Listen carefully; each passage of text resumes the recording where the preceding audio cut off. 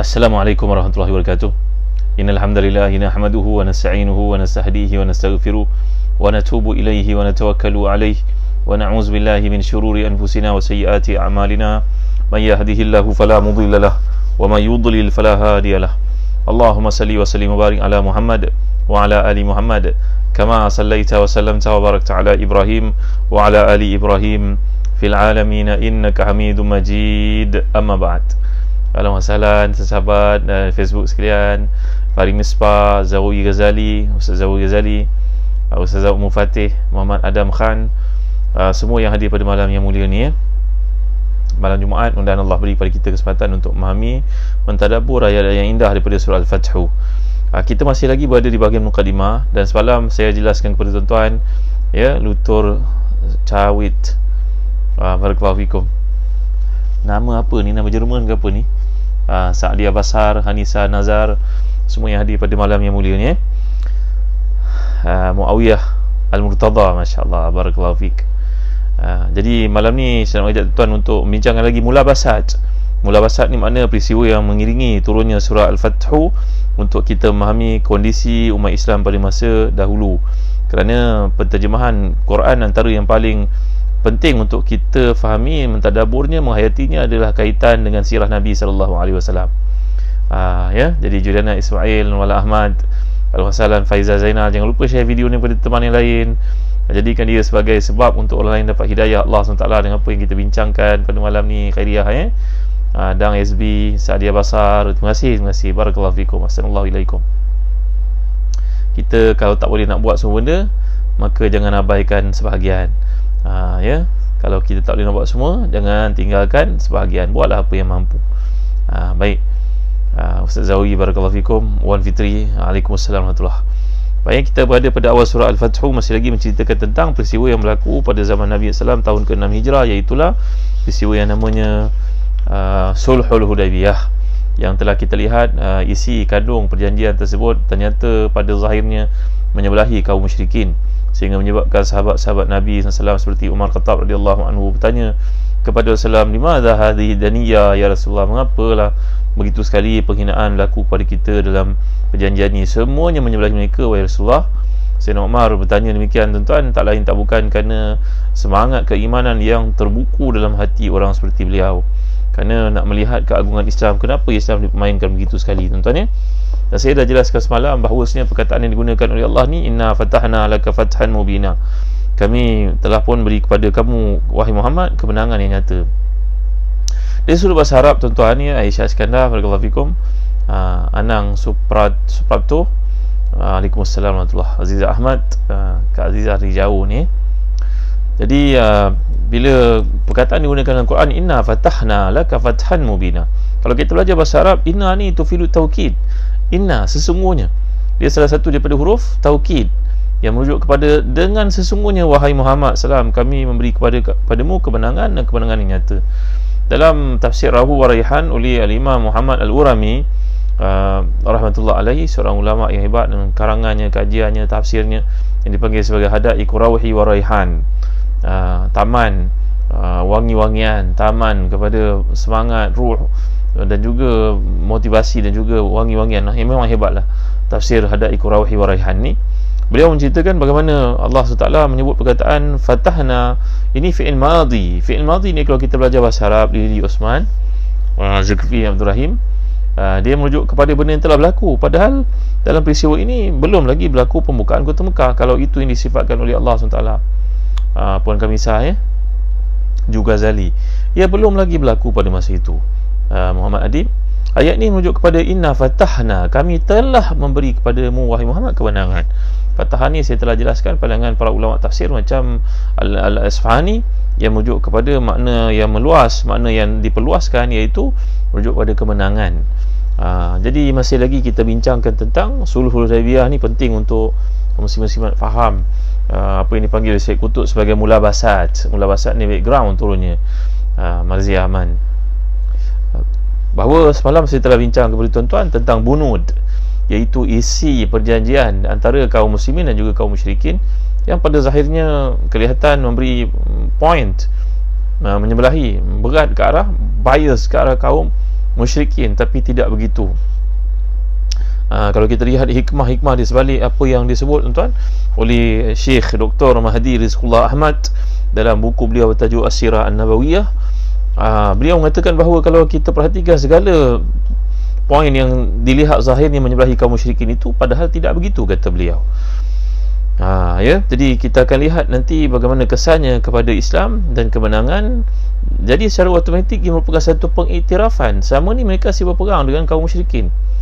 Umat Islam sentiasa berada dalam keadaan ibarat suasana yang sangat tidak tenang, sentiasa nak bertengkar, sentiasa golongan musyrikin datang untuk menyerang, sentiasa kaum musyrikin nak menafikan kewujudan negara Madinah sebagai negara berdaulat.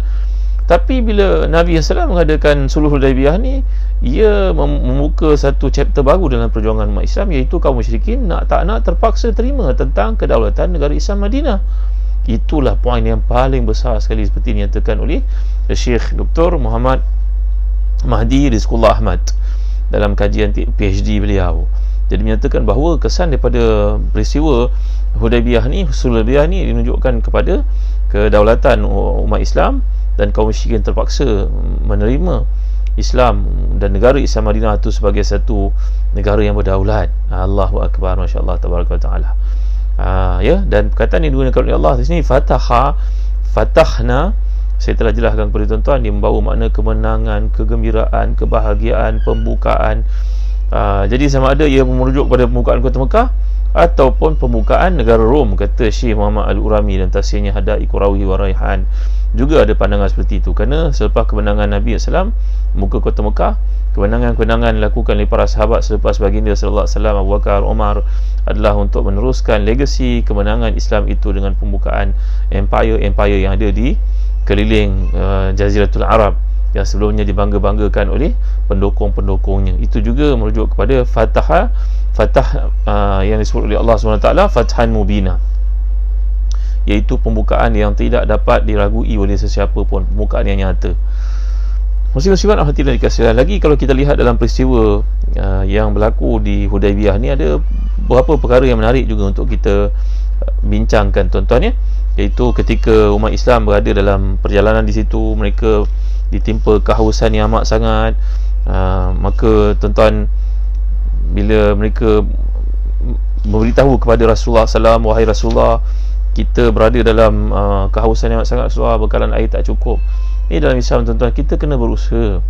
Tak boleh kita mengharap dengan kedudukan kita sebagai orang Islam untuk minta kepada Allah dan semuanya akan terjadi. Innama amruhu idza arada syai'an an yaqula lahu kun fayakun. Memang begitu hakikatnya, bahawa Allah bila mengkehendaki satu benda, ia akan berlaku. Tapi saya sering sebut pada tuan-tuan bagaimana Maryam, ibu kepada Nabi Isa alaihi wasallam pun, ketika melahirkan Isa dalam keadaan keseorangan diri seperti itu, sakit lagi, bayangkan perempuan melahirkan anak, Allah tetap menyuruhnya untuk berusaha. Wa huzi ilaiki bi jiz'in nakhlati tusaqit alaiki rutaban janiyah. Hai Maryam, gegarkan pokok itu akan jatuh ke atasmu buah-buah kurma. Bahawa di sini menyuruh kita untuk berusaha tuan-tuan dimuliakan sekalian, kena berusaha. Kalau tak usaha, tak jadi. Maka demikian juga Nabi SAW bersama para sahabat, mereka bawa bekalan secukupnya, kambing, unta pun ada, tapi air yang ada makin berkurangan. Lalu mereka pun datang mengadu kepada Rasulullah SAW, wahai Rasulullah, air yang ada dalam simpanan kita makin sedikit, kita tak berjaya masuk ke kota Mekah, wahai Rasulullah, apa yang patut kita buat sekarang, wahai Rasulullah? Rasulullah SAW pun menunjukkan kepada mereka sebuah telaga yang ada di kawasan Hudaibiyah. Tuan-tuan, dalam satu riwayat bahawa Nabi SAW telah pun mengeluarkan satu anak panah dari sarungnya, kemudian menyuruh mereka untuk mencucukkan anak panah itu ke dalam dasar sumur tersebut ataupun telaga tersebut. Tiba-tiba membuak-buak airnya keluar, tuan-tuan dimuliakan Allah sekalian. Ini satu riwayat. Dalam riwayat yang lain mengatakan bahawa baginda SAW minta sedikit air dibawakan kepada baginda SAW, lalu baginda pun berkumur-kumur dengan air itu, dan kemudian mengeluarkan apa yang Nabi kumurkan itu ke dalam telaga tersebut, lalu membuak-buaklah airnya keluar. Ini merupakan mukjizat Rasulullah SAW. Sama ada yang pertama ataupun yang kedua, kata Ibn Hajar Asqalani, ulama yang terkemuka yang mensyarahkan hadis daripada Fathul Bari, antara kitab beliau yang terkemuka itu, berkata mungkin yang berlaku itu beberapa kali kerana lamanya waktu Nabi SAW berada bersama para sahabat di Hudaibiyah. Mungkin sekali berlaku Nabi mencucukkan ujung panah itu ke dasar telaga, ataupun yang kedua Nabi SAW telah pun berkumur ke dalamnya dan membuak-buaklah airnya keluar dalam kedua-dua keadaan tersebut, kata beliau. Ini merupakan mukjizat Nabi SAW. Ini peristiwa yang berlaku dalam peristiwa Hudaibiyah, tuan-tuan ni, untuk mengetahui tuan-tuan lah. Kemudian ada bila Nabi SAW telah dekat dengan Hudaibiyah ni, unta. Nabi SAW ni punya binatang. Cara Nabi, sunnah Nabi adalah menamakan binatang-binatang yang baginda SAW miliki. Ini keistimewaan Nabi SAW. Jadi sunat untuk kita menamakan apa-apa yang kita ada. Pen kita nama apa, buku tu memang ada nama lah, sebagai contohnya. Kereta kita panggil sebagai apa, kucing ada nama, contohlah tuan-tuan. Jadi Nabi SAW telah menamakan unta yang baginda naiki ni sebagai Qaswa'. Bila Nabi berada dekat dengan kawasan Hudaibiyah itu, tiba-tiba Qaswa' tidak mahu bergerak. Qaswa' tidak mahu bergerak, tuan-tuan. Maka para sahabat menjadi hairan. Mereka berkata, wahai Rasulullah, adakah unta Nabi ini mogok? Sallallahu alaihi wasallam. Maka jawapan Nabi SAW, tidak, sebenarnya unta ini mengetahui di sinilah dahulu Abraha dengan tenteranya cuba untuk menyerang Kaabah. Maka kat sinilah azab Allah SWT turun terhadap mereka, salah satu tempatnya, kata Nabi SAW. Jadi di sinilah burung ababil datang untuk menyerang tentera Abraha itu, kata baginda SAW. Jadi tempat ni memang bersejarah lah, tuan-tuan ni. Hudaibiyah ni tempat yang bersejarah sangat. Kalau tuan-tuan ada peluang nanti kita nak pergi ke umrah, marilah pergi bersama dengan kami di Zazan Travel. Nanti saya tunjukkan tuan-tuan satu-satu tempat-tempat ini, jika ada rezeki pergi dengan saya, ada umur, ada kesempatan, insya-Allah. Kebanyakan ustaz yang kami train, kami groom di Zazan Travel, mereka mampu untuk menunjuk kepada tuan-tuan tempat yang telah kami pelajari daripada guru-guru kami ketika berada di bumi penuh keberkatan ini, tuan-tuan. Jadi ini antara yang menarik dalam peristiwa Hudaibiyah untuk kita faham. Mulabasat ni peristiwa yang berlaku dalam mengelilingi latar belakang yang berkaitan dengan peristiwa yang dipanggil sebagai Al-Futuh Al-Mubin, pembukaan ataupun Al-Fathul Mubin, pembukaan yang hebat, yang gilang gemilang Nabi SAW lakukan, yang Allah turunkan surah Al-Fathu ini. Baik tuan ni, jadi kita dapat lihat antara pengajaran peristiwa Hudaibiyah ni untuk kita renungi bersama-sama, iaitulah disebut oleh Syekh Dr. Mahdi Rizqullah Ahmad dalam kajian beliau, dalam tesis PhD yang beliau kemukakan, tarjih pendapat para ulama dari sudut peristiwa di Hudaibiyah ni, mengatakan bahawa antara hikmah yang dapat kita pelajari pada sulh Hudaibiyah ni, iaitu ketika terdapat halangan yang menghalang kaum muslimin untuk melakukan umrah, di mana mereka telah pun berihram untuknya, maka mereka boleh bertahallul. Ni kita telah pelajari sebagai dam ihsar sebelum ni. Dengan demikian disyariatkan untuk mereka bertahallul dan tidak diwajibkan untuk mereka mengqada semula umrah itu. Tapi kalau haji yang wajib, ia tetap kena dilaksanakanlah. Kalau umrah, oleh kerana kita terhalang dengan satu benda yang berlaku, maka kita boleh melakukan dam ihsar, tahallul yang kita pelajari cara Nabi SAW ini, iaitu menyembelih kambing dan bergunting ataupun bercukur. Ketika bercukur itu ada kalangan para sahabat Nabi yang bergunting, maka Nabi SAW telah menyatakan rahimallahul muhalliqina ru'usahum. 3 kali Nabi menyatakan keberkatan, rahmat Allah, kasih sayang Allah dicucuri ke atas orang yang mencukur kepalanya. Maka ada sebahagian sahabat Nabi kata, Rasulullah, bagaimana pula kedudukan orang yang bergunting? Nabi masih lagi menjawab, Allah merahmati orang yang bercukur. Allah merahmati 3 kali. Kemudian kali keempat barulah baginda SAW menyatakan, dan juga orang yang bergunting. Di sini menunjukkan kepada kita keutamaan bila melakukan umrah ataupun haji. Ketika tahallul, kita yang lelaki ni hendaklah bercukur, bagi botak berkilat, tuan-tuan dimuliakan Allah sekalian. Tapi ada juga sahabat yang takut, Kang cukur Ustaz, lepas ni tak tumbuh dah rambut, kerana rambut pun dah segan, tumbuh kerja jarang sekarang. Itu terpulang lah, tuan-tuan, rahmat Allah kepada semua orang. Kalau boleh bercukur, Alhamdulillah. Kalau tak bercukur, bergunting pun tak ada masalah. Cuma sudah tentulah bagi mereka yang mujahadah lebih banyak pahalanya di sisi Allah SWT. Yang perempuan jangan bercukur pula, perempuan bergunting. Tak kisahlah di rambut bahagian bawah ke ataupun rambut bahagian atas ke, seperti yang telah difatwakan oleh para ulama, tidak ada masalah. Okey, nanti kalau tuan-tuan nak pergi umrah, pergi dengan Zazan Travel. Nak pergi haji, pergi dengan Zazan Travel. Baik, antara pengajaran lain yang boleh kita pelajari daripada mula bahasa, iaitu latar belakang background peristiwa turunnya surah Al-Fathu ini, dan ada kaitan dengan Hudaibiyah yang kita bincang ini, sulh Hudaibiyah. Nabi telah mengizinkan Ka'ab bin Ujrah untuk mencukur kepalanya ketika berada dalam ihram kerana sakit yang dideritainya, dengan syarat dia kena menyembelih seekor kambing sebagai fidyah, sebagai dam, atau berpuasa selama 3 hari, atau memberi makan kepada 6 orang miskin. Ini yang berlaku kepada seorang sahabat bernama Ka'ab bin Ujrah, di mana beliau mengalami kutu yang banyak di kepalanya. Kepalanya memang gatal yang luar biasa, tak boleh nak keluar di masalah tersebut melainkan dengan bercukur. Sedangkan dia dalam keadaan ihram, maka orang yang semikian dibenarkan untuk bercukur, tapi dikenakan dam, sama ada menyembelih seekor kambing, ataupun memakan kepada 3 orang fakir, ataupun berpuasa 3 hari. Jadi yang mana satu yang ikut kemampuan seseorang itu. Jadi Rasulullah mengizinkan para sahabat untuk melakukan salat di tempat mereka masing-masing ketika turunnya hujan.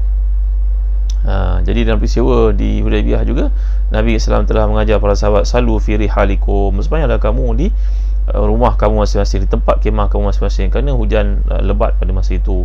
Kalau sebab hujan lebat pun boleh sembahyang kat rumah. Ini kan pula kalau berlaku Covid yang menimpa kita sekarang sebagai satu ujian, tuan-tuan. Ramai orang bertanya, tapi pergi pasar raya boleh pula, pergi sembahyang tak boleh, macam mana ni? Ini kata-kata demikian sama ada timbul kerana jahil ataupun kerana dengki, tuan-tuan, hasad. Kalau jahil boleh diajar, tapi kalau hasad, susahlah kita nak bercakap dengan orang yang hasad, yang tamakkan kepimpinan ni, susahlah, tuan-tuan. Segala benda semua jadi tak betul. Memanglah kalau jadi pemimpin ni payah. Kalau jadi pembangkang senang, apa saja pun boleh kutuk, boleh hentam. Masa jadi pemimpin tak nak buat pula, payah, tuan-tuan nak sebut, nanti ramai orang terasa hati. Jadi balik kepada cerita Nabi SAW, Nabi telah benarkan para sahabat untuk sembahyang kat rumah sampai tiba ketika azan. Pengazan itu telah mengumumkan, salu fi rihalikum, sembahyang dekat tempat kamu masing-masing, kerana hujan, tak payah datang berjemaah bersama dengan Rasulullah SAW. Jadi dalam keadaan ada darurat berlaku seperti itu, maka dibenarkan untuk sembahyang di tempat masing-masing. Sembahyanglah kat rumah. Kalau kita boleh sembahyang isi kita, insya-Allah dapat pahala berjemaah macam kita sembahyang kat masjid.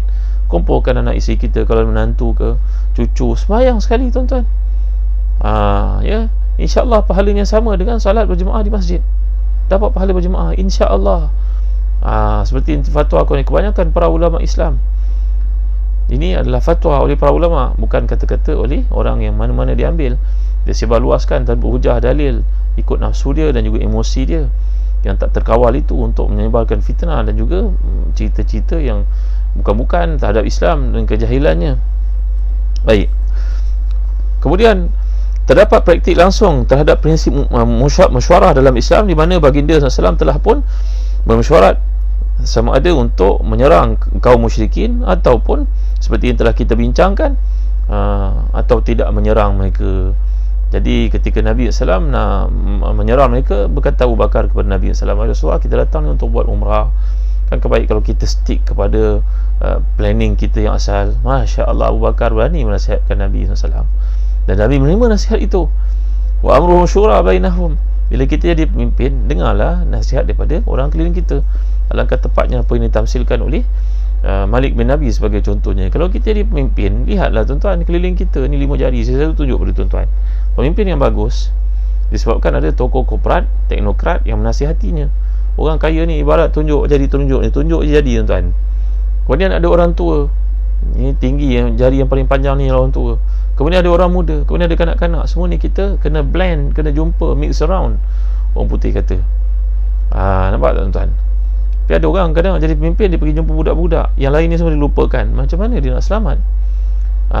Jadi kena bincang dengan semua ini. Nabi SAW mendapat pandangan daripada orang yang hebat seperti Abu Bakar Siddiq radhiyallahu an, dan Nabi juga mendengar pandangan daripada anak-anak. Nabi mendengar daripada pandangan orang gila pun ada kalangan sahabat Nabi SAW, tuan-tuan. Kita belajar. Orang tak terpandang, orang yang seperti Julaibib Al-Ansari radhiyallahu an. Jadi tuan-tuan ni mulia Allah sekalian, nanti saya ceritakan, tuan-tuan, keliling Nabi pun ada juga golongan lemah lembut, tuan-tuan. Apa dipanggil? Orang sekarang panggil apa? Bukan sahabat Nabi saya maksudkan itu, bukan. Orang sekarang dipanggil orang lembut ni apa? Softener, softy. Di Madinah pun ada golongan seperti itu, tuan-tuan. Nanti saya terang kepada tuan-tuan tiba waktunya kelak. Jadi keliling Nabi ni lengkap, komplit, macam-macam, solid ground. Nabi nak buat apa-apa tindakan, Nabi ada solid ground, kerana mendapat input daripada banyak pihak. Ada orang dia jadi pemimpin, dia pilih orang tertentu saja untuk didengar.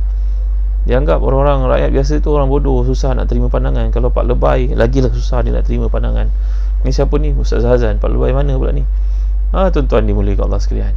Jadi Nabi kita SAW dengan nasihat daripada Abu Bakar As-Siddiq radhiyallahu an, dan juga daripada isterinya Ummu Salamah yang berkata kepada Rasulullah, Rasulullah suruh mereka bertahallul dan suruh mereka menyembelih, mereka tak buat. Cuba Rasulullah buat dulu, barulah Rasulullah buat, dan kemudian mereka ikut.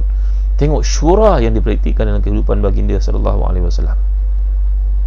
Jadi jaringan perhubungan Nabi dengan berbagai jenis masyarakat, kelompok itu memberikan kepada Nabi SAW satu kematangan luar biasa sebagai kepimpinan.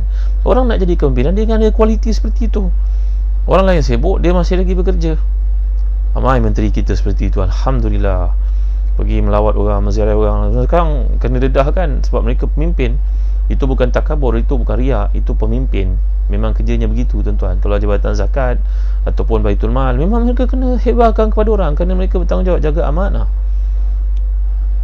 Itu adalah kerja mereka. Memang kerja mereka. Mereka kena tunjuk, ahli politik kena tunjuk apa yang mereka lakukan, kerana disuruh mengambil berat rakyatnya, melawat orang kena puting beliungnya, orang banjirnya, memang dia kena pergi bantuan, kan itu kerja dia. Kalau orang macam saya pergi menunjuk, itu yang tak boleh, tuan-tuan dimulai kasihan. Orang macam saya, siapa kedudukannya, apa sahaja saya nak menunjuk pada orang? Kita bimbang nanti ada riak, takabur dan sebagainya. Itu beza saya yang bukan pemimpin dengan para pemimpin yang ada. Kena faham baik. Jadi dalam pendekatan strategi Nabi kepimpinan baginda Rasulullah SAW bermesyuarat dengan orang keliling baginda Rasulullah, bagai level yang memberikan pandangan kepada baginda, dan input itu akhirnya Nabi SAW pun membuat satu keputusan yang tertentu. Bila dah jadi kepimpinan, kita kena dengar semua pihak dan kemudian buat rumusan. Jangan biar pending je seperti itu. Jadi susah. Kalau kita jadi kepimpinan satu tempat, kita di bawah kita ada banyak agensi, kita kena empower, orang putih kata kan, empowerment kan, delegate power kepada orang bawah. Bukan semua kita nak kena handle. Kalau kita nak handle semua, sampai bila dah tak selesai lah urusan, tuan-tuan. Payah juga ya. Orang ada sebahagiannya tiba-tiba je naik jadi orang penting, dia tak pernah berlatih untuk jadi kepimpinan, maka akhirnya hancur, habis. Memang tak boleh nak pimpin kerana tak terbiasa dengan kepimpinan. Di culture shock. Dulu dia terbang naik ekonomi kelas, sekarang bila dia jadi orang penting, dia terbang naik business class. Layanan kepada dia, orang semua, kalau dia meletakkan satu dia uploadkan satu di media sosialnya, orang pun menyahut beramai-ramai, beribu-ribu. Dia pun panik, dia pun kejutan buaya, kejutan budaya. Bukan kejutan buaya, kejutan budaya. Tak apa, tuan, kita kembali kepada Nabi SAW ya. Dari masa perjanjian dapat disimpulkan bahawa batasan tertinggi untuk berdamai dengan orang kafir adalah 10 tahun. Kerana dasar dari hubungan dengan mereka adalah perang, bukannya damai. Jadi perdamaian yang ditetapkan dalam wahyu oleh Allah kepada Nabi adalah selama 10 tahun. Ini antara hikmah yang boleh kita lihat dalam peristiwa Hudaybiyah yang mempunyai kaitan rapat dengan turunnya surah Al-Fathu. Dibolehkan berdamai dengan kaum kafirin untuk mengembalikan siapa pun yang datang daripada sebagai muslimin dari pihak mereka. Dibolehkan.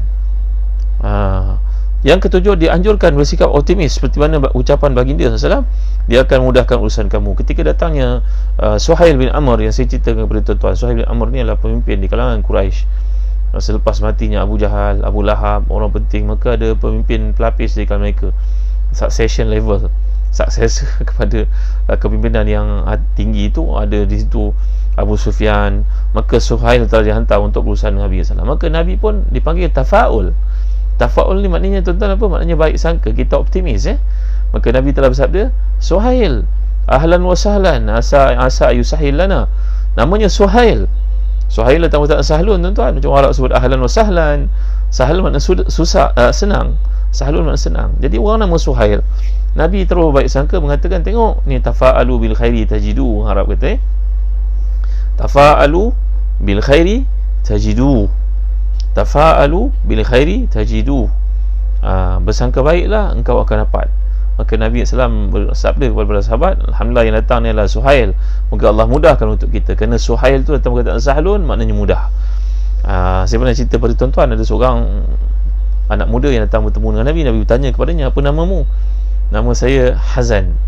bukan Zahazan ni, Hazan, ha zainun. Maka Nabi pun mengubah namanya jadi Sahal bin Sa'ad As-Sa'idi. Orang muda ni yang Nabi ubah namanya daripada Hazan menjadi Sahal. Kerana itu Sahal ini hidupnya menjadi mudah, perniagaannya mudah, dia usti apa pun berjaya. Saya pernah cerita pada tuan-tuan, seperti disebut oleh para ulama di sudut rijalul hadis, macam Sahal ini, beliau berkahwin pun senang, ramai isterinya dia berkahwin tuan ya. Tapi bila ada satu pergeseran, dia pun lepaskan isterinya dengan baik. Dia bagi isterinya muta'ah, iaitu satu compensation yang sangat luar biasa banyaknya, sebab dia businessman. Tapi tak ada sikit pun rasa dendam, rasa bersalah dengan mereka, dan mereka pun tetap menghormatinya. Sebagai bukti, ketika Sahal pulang ke Madinah selepas menjalani berbagai-bagai misi jihad dan juga perniagaan, maka bekas isterinya itu menyambutnya beramai-ramai. Kunna yurahibna bisahal. Sahal yang Nabi doakan dan tukarkan namanya daripada susah menjadi senang ini, Hazan menjadi Sahal. Maka akhirnya segala-gala hidupnya menjadi senang, perniagaannya berjaya, kahwinnya pun mudah, tak pernah menyakiti hati orang. Kata para ulama hadis, kalau beliau pulang ke Madinah, maka isteri ni menyambutnya di bahu-bahu jalan. Persatuan bekas isteri-isteri Sahal. Maafkan saya orang perempuan tapi inilah kisah Sahal yang sangat menarik, bahawa Nabi SAW baik sangka dengan dia panggil sebagai tafa'ul terhadap nama-nama yang baik. Penting untuk kita menamakan anak-anak kita nama-nama baik. Jadi Nabi SAW juga telah menegur para sahabat yang berkata hujan ini turun kerana bintang itu. Kita dalam Islam tidak boleh bergantung kepada bintang, tak boleh berjumpa dengan astrologi, astronomi satu perkara. Astrologi yang diharamkan, iaitu kita mentafsirkan satu fenomena alam dengan berdasarkan kepada kajian bintang-bintang, ataupun bintang itu menetapkan satu kebaikan atau keburukan kepada orang. Ini namanya adalah la adwa wala tiyarata wala hamma wala safara. Yang pernah kita pelajari bahawa tidak ada kesialan, tidak ada keburukan pada bulan, pada binatang. Yang ada adalah ketetapan daripada Allah SWT sebenarnya. Kalau kita merasa sesuatu perkara tak kena, jangan abaikan doa yang pernah kita pelajari dulu, iaitulah Allahumma la ya'ti bil hasanati illa anta wa la yazhab bis sayyiati illa anta wa la hawla wa la quwwata illa bika. Ingat tak doa ni? Allahumma la ya'ti bil hasanati illa anta wa la yazhab bis sayyiati illa anta wa la hawla wa la quwwata illa bika. Kan? Ya Allah, tiadalah kebaikan melainkan apa yang kau tetapkan, tiada yang dapat menghilangkan keburukan melainkan kau juga, dan tiada kekuatan daya upaya melainkan denganmu juga. Kalau kita rasa sesak nafas, rasa susah hati, rasa sempit dada, rasa ada benda tak kena, lama tak jumpa ayah ibu kat kampung dengan suasana PKP ni sebagai contoh, ataupun kita ni takut perniagaan kita rosak ataupun hancur dengan keadaan sekarang berlaku, ujian banyak sekali, tekanan sebagainya, jangan abaikan doa ni tuan-tuan ya. Allahumma la ya'ti bil hasanati illa anta wa la yazhab bis sayyiati illa anta wa la hawla wa la quwwata illa bika. Siapa nak doa yang kita kumpulkan ni ada dekat Telegram sahabat Ustaz Zahazan. Tolong masuk, tolong join sahabat Ustaz Zahazan Telegram Kat situ ada nota yang dikumpulkan oleh Ustazah Ummu Fatih, ada doa yang dikumpulkan oleh Ustaz Syafiq Murad, Ustaz Zawi Ghazali, Ustaz Safi Sadiqin. Tolong masuk dekat Telegram sahabat Ustaz Zahazan Jadi tuan-tuan, ini adalah mulabasat. Mulabasat ni saya dah sebut kepada tuan-tuan, iaitu latar belakang yang mengiringi turunnya surah Al-Fathu. Lagi disebut oleh Syekh Dr. Mahdi Rizqullah Ahmad bahawa dibolehkan mengambil barakah daripada bekas-bekas Nabi, seperti wuduk dengan air bekas baginda, dan ini khusus untuk baginda, berbeza dengan bekas-bekas orang lain. Jadi dalam pendapat dikemukakan oleh para ulama, keberkatan ini diambil daripada Nabi SAW itu, iaitu bila Nabi ambil wuduk, sahabat-sahabat berebut untuk mengambil sisa-sisa wuduk Nabi SAW. Kalau Nabi makan, mereka berebut untuk mencari tempat di mana Nabi SAW ada keberkatannya itu. Jadi begitu juga kalau ada orang-orang salih yang ada di kalangan kita pun boleh kita ambil tabaruk seperti itu tuan-tuan dimuliakan Allah sekalian. Mengharap doa daripada mereka, kerana mungkin doa daripada mereka lebih mudah diterima di sisi Allah banding dengan kita yang banyak dosa sebagai contoh. Ini namanya tabaruk. Tabaruk itu tidak khusus untuk Nabi saja, bahkan di kalangan orang-orang saleh yang ada di kalangan tuan-tuan guru kita, orang-orang yang kita kenal latar belakangnya, amalannya. Ini tidaklah menjadi kesalahan untuk kita meminta daripada mereka keberkatan, memohon daripada mereka keberkatan. Baik, disunatkan bagi orang yang tertidur daripada salatnya atau terlupa untuk menunaikan salat itu walaupun waktunya telah habis. Ini ada fatwa yang berlaku dalam kehidupan Nabi SAW, iaitu dalam mazhab Syafi'i, kita tinggal sembahyang, qada sembahyang, lagi cepat lagi baik. Bahkan kalau kita tertinggal sembahyang, sebagai contohnya sembahyang sunat pun kita boleh qada sembahyang sunat tersebut. Sebagai buktinya ada hadis yang menunjukkan Nabi SAW sembahyang lepas asar, walaupun lepas asar itu waktu yang haram. Bila ditanya apakah sebab Nabi sembahyang lepas asar itu, Nabi SAW menjawab, tadi ada delegasi yang datang bertemu aku lepas zuhur, maka aku tak sempat sembahyang zuhur ba'diyah, sunat zuhur ba'diyah, maka aku qada selepas asar. Menunjukkan kepada kita ada kebenaran untuk kita mengqada waktu walaupun pada waktu yang haram. Itu sembahyang sunat. Maka sembahyang fardu mimbabi aula, sembahyang fardu lebih wajib untuk diqada. Gitu tuan-tuan ni. Ada seorang sahabat yang sembahyang lepas subuh, maka dilaporkan peristiwa itu kepada Nabi. Nabi manggilnya, apa yang kau sembahyang lepas subuh itu? Jawapannya, wahai Rasulullah, saya terlambat datang, jadi saya sempat sembahyang fardu sama Rasulullah. Sunat subuh yang mempunyai kelebihan yang Nabi nyatakan itu salat al-fajri, rakaat al-fajri khairun min dunya wa fiha, 2 rakaat sebelum salat fajar itu lebih baik dunia seisi kandungnya. Saya tak mahu terlepas kelebihan itu, maka saya qada lepas sembahyang subuh. Nabi mendiamkan diri, menunjukkan itu adalah ikrar, pengiktirafan bahawa qada sembahyang pada waktu yang haram seperti itu adalah dibenarkan. Cuma jangan jadikan dia satu amalan, tuan-tuan. Kalau kita dapat lakukan pada waktu yang lain lebih utama, tapi kalau nak buat waktu itu pun tak ada masalah. Ni fatwa yang dikemukakan sebagai contohnya oleh Syekhuna Dr. Nuh Ali Salman Al-Qudha, guru kami ketika menjadi mufti di Jordan dahulu. Syekh Dr. Nuh Ali Salman Al-Qudha memfatwakan dalam karya beliau, dalam tesis mastersnya berkaitan dengan perkara qada ibadat ini, mengatakan tidak ada masalah pandukan kepada hadis-hadis seperti ini. Baik tuan-tuan hati dan dikasihkan, serupa saya nak ajak tuan-tuan ni untuk memenuhi permintaan penaja. Kami di Zazan Travel ada menghasilkan Birka, produk bernama Birka, brandnya Birka, iaitu Habatus Sauda, yang telah pun dihasilkan dalam bentuk kapsul seperti ini tuan-tuan. Tuan-tuan boleh dapatkan, boleh gunakan sebagai satu ikhtiar kita pada musim Covid ini, memohon perlindungan kepada Allah dengan keberkatan sunnah Rasulullah SAW. Itu baginda menggalakkan penggunaan Habatus Sauda, yang padanya ada kebaikan yang sangat banyak, dan Nabi nyatakan padanya ada rawatan kepada semua penyakit melainkan kematian, sabda Nabi SAW. Kami proses seperti ini supaya mudah digunakan, berbanding dengan bijirin ataupun serbuk, mungkin sukar nak ditelan. Begini mudah untuk ditelan. Gunakan pada waktu pagi 2 biji, waktu malam 2 biji, insya-Allah selamat daripada segala bahaya, dan banyak testimoni yang telah menunjukkan kebaikannya. Mudah tidur malam, penghasilan susu untuk kaum ibu, untuk anak-anak. Kemudian ada yang mengatakan tumbuh rambut lebat, dengan izin Allah semuanya. Bismillahirrahmanirrahim.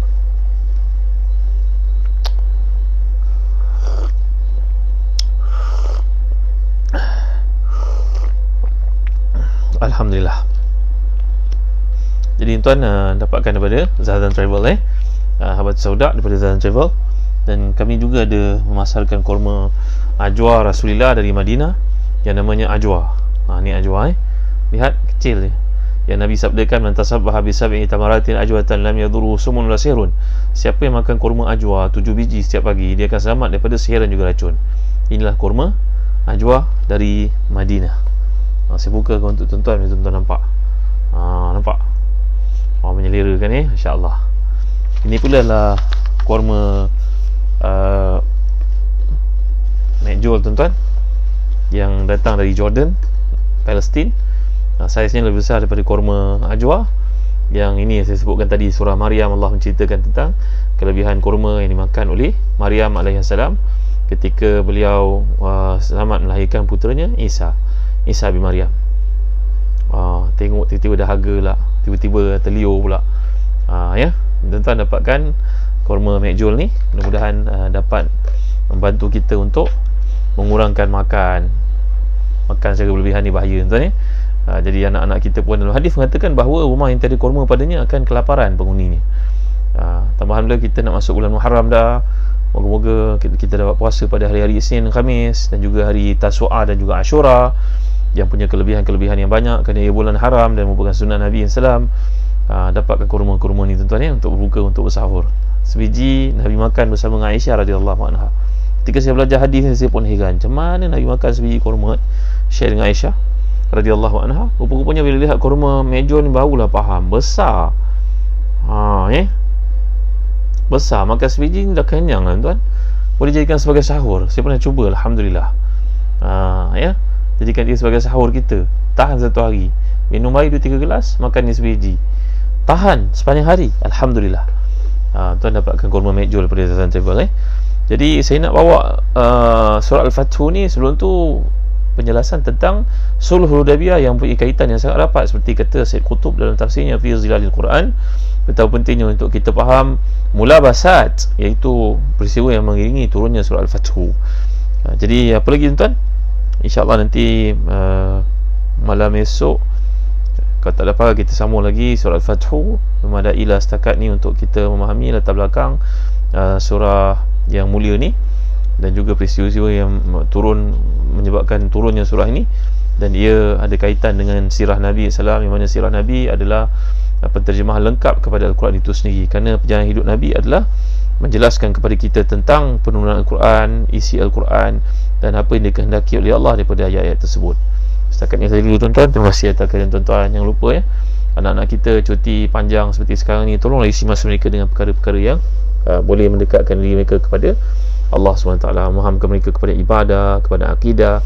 Kami di Telaga Biru menerbitkan buku Kem Bestari Salat, dan sangat penting untuk anak-anak kita di sekolah rendah menguasai salat dengan betul, memahami bab wudu, memahami tahara, dan ada praktikalnya, amalinya, ada checklistnya, ada latihannya, pengukuhannya.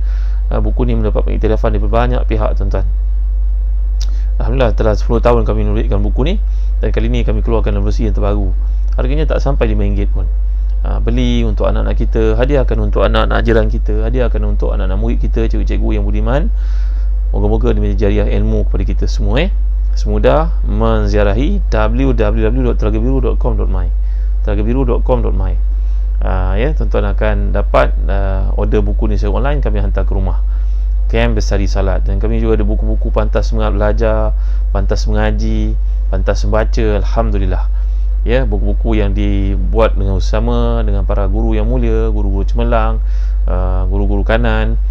Tolong hargailah usaha yang dilakukan oleh cikgu-cikgu yang mulia ni tuan-tuan ni, untuk anak-anak kita. Mudah-mudahan anak-anak kita menjadi orang yang salih dan salihah. Baik, setakat saja dulu untuk malam ni renungan kita. Samalah kita mengakhiri dengan baca suratul Asr tasbih kafarah. Bismillahirrahmanirrahim. Wal 'asri innal insana lafi khusr illa alladhina amanu wa 'amilus solihat wa tawassaw bil haqqi wa tawassaw bis sabr. Subhanakallahumma wa bihamdik asyhadu an la ilaha illa anta astaghfiruka wa atubu ilaik.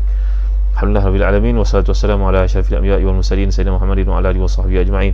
Allahumma ighfir lana dhunubana wa liwalidina warhamhum kama rabbawna shighara, wa li jami'i masyayikhina wa li jami'i ashabil huquq alaina minal muslimina wal muslimat wal mu'minina wal mu'minat bi rahmatika ya arhamar rahimin. Allahumma inna nas'aluka al-huda wat tuqa wal 'afafa wal ghina. Allahumma inna na'udzubika min jahdil bala wa dharki syaqa wa su'il qada wa syamatatil a'da. Allahumma inna na'udzubika min al-baras wal junun wal juzam min sayyi'il asqam. Rabbana atina min ladunka rahmatan wa hayyi lana min amrina rashada. Rabbana atim lana nurana waghfir lana innaka 'ala kulli syai'in qadir. Rabbana atina fid dunya hasanah wa fil akhirati hasanah wa qina 'adzaban nar. Wa sallallahu ala sayyidina Muhammad wa ala alihi wa sahbihi wa baraka wa sallam. Alhamdulillahi rabbil alamin. Taqabbalallahu minna wa minkum. Astaudi'ullah dinakum wa amanatakum wa khawatima amalikum. Saya tinggalkan tuan-tuan bahawa penjagaan, kasih sayang Allah SWT yang maha berkuasa. Kenang kami dan doa tuan-tuan Salihah Nikmat, Baiti Abdullah, Ju Ghazali, semua yang hadir pada malam ni. Barakallahu fikum. Fauzia, Mek JB, Maz Najwa, Salimi Saleh, terima kasih semua. Salmi, Norita Ahmad, terima kasih semua. Jumpa lagi esok insyaAllah. Puan Kamisah, barakallahu fikum. Rohaya Sapawi, terima kasih semua. Abu Syakir, jazakallahu khairan, barakallahu fikum. Mu'min Abdul Aziz, terima kasih semua. Tak sempat nak sebut nama semua. Anissa Nazar, baik. Fizul, Assalamualaikum warahmatullahi wabarakatuh. Nuraini Abdul Rahman, jangan lupa share dengan teman yang lain Mat VSMG, Daily Muhammad, Taman Malinja, terima kasih semua. Siti F Ismail, barakallahu fikum. Dewi Naden, terima kasih. Assalamualaikum warahmatullahi wabarakatuh.